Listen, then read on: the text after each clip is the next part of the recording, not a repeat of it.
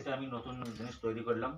এই যে একটা গ্রিল পাতি দিয়ে লাগাছি, এখানে একটা কবজা লাগাছি, এইখানে একটা আমি শীট লাগাছি, মোটা শীট লাগাছি। তারপরে কি হবে, এইখানে আমি এই যে এখানে ধান ভাঙবো, ধান ভাঙার পরে যে প্রেশারটা লাগবে, যতটুকু প্রেশার লাগবে তখন ঠিক এইভাবে প্রেশারটা দিয়ে এই মুহূর্তে আমি সবাইকে দেখাবো। এইভাবে ধান ভাঙলে কোনো অসুবিধা হবে না, বিনা ড্রাইভারে ধান ভাঙা চলবে। দেখুন সবাই দেখুন, চোখে দেখুন, এই যে এই মুহূর্তে আমি চালু করবো।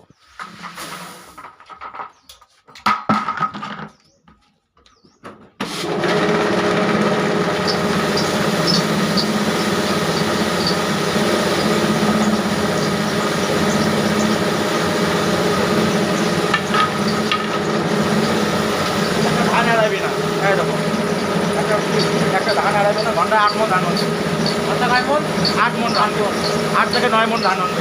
নিজের সবাই সময় এইভাবে তৈরি করবেন।